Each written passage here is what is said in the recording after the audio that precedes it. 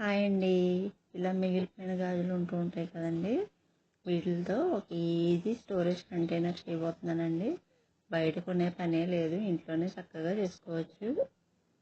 ఇలా ఈ బ్యాంగిల్స్ని ఒకదాని మీద ఒకటి ఇలా గమ్ పెట్టి అంటించుకోవాలండి. మనకి ఎంత హైట్ కావాలో చూసుకుని అంత హైట్ వరకు అంటించుకోవాలి. ఇలా అంటించుకున్న తర్వాత అదే బ్యాంగిల్ సైజులో కార్డ్బోర్డ్ మీద 2 సర్కిల్స్ తీసుకుని ఇలా కట్ చేసుకోవాలి. కట్ చేసుకున్న కార్డ్బోర్డ్కి మనం ఇక్కడ కలర్ అన్న వేసుకోవచ్చండి, ఏదైనా అక్రిలిక్ కలర్. నేను ఇక్కడ క్లాత్ని యూజ్ చేసి చేస్తున్నాను. ఇలా ఈ కార్డ్బోర్డ్కి క్లాత్ని కొంచెం పెద్ద సైజులో కట్ చేసుకుని గమ్ పెట్టి ఇలా అంటించుకోవాలండి. అంటించుకున్న తర్వాత ఈ చుట్టూ ఉన్న క్లాత్ని కూడా ఇలా కట్ చేసుకుంటే మనకి ఈజీగా షేప్ అవుట్ అవ్వకుండా నీట్గా రౌండ్ షేప్ అనేది చక్కగా వస్తుందండి.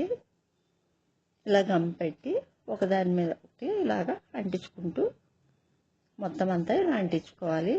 ఇలా అంటించుకున్నది అంత నీట్గా కనిపించదు కదా, అందుకని అదే సర్కిల్ మళ్ళీ క్లాత్ కట్ చేసుకుని దాని మీద అంటిస్తానండి. ఇలా 2 కార్డ్బోర్డ్ పీసెస్ని ఇలా అంటించుకోవాలి. అందులో ఒక కార్డ్బోర్డ్ పీస్ మనకి బేస్ కింద యూజ్ అవుతుంది, ఇంకొకటి ఇలా క్యాప్ కింద యూజ్ అవుతుందండి. దీనికి ఇలా ఏదన్నా లేస్ ఉంటే అంటించుకుంటే మనకి క్యాప్ కింద బాగుంటుందండి. తర్వాత మనం ముందుగా పెట్టుకున్న బ్యాంగిల్స్కి గమ్ రాసి ఇక్కడ మనం ఊలన్నా చుట్టుకోవచ్చండి. ఊలు ఉంటే నేను ఇక్కడ అదే క్లాత్ని యూజ్ చేసి ఇలా బ్యాంగిల్ మొత్తానికి చుట్టుకుని కవర్ చేస్తున్నాను. ఇలా బ్యాంగిల్ మొత్తం చుట్టుకున్న తర్వాత ఆ బ్యాంగిల్ని ముందుగా రెడీ చేసిన కార్డ్బోర్డ్కి ఇలా అంటిస్తున్నాను. అంటించిన తర్వాత కొంచెం డెకరేషన్ కోసమని ఇక్కడ లేస్ ఉంటే ఇలా లేస్ అంటిస్తున్నానండి, లేదంటే ఇలా ప్లెయిన్గా అన్నా వదిలేయచ్చు.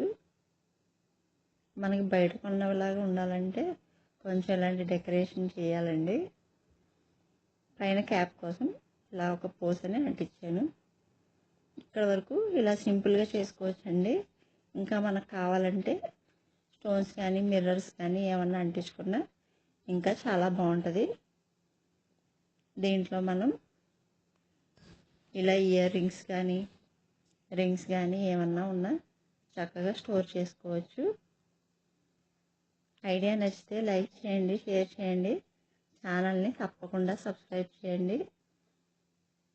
మరిన్ని వీడియోల కోసం ఛానల్ని చూస్తూ ఉండండి. Thank you for watching.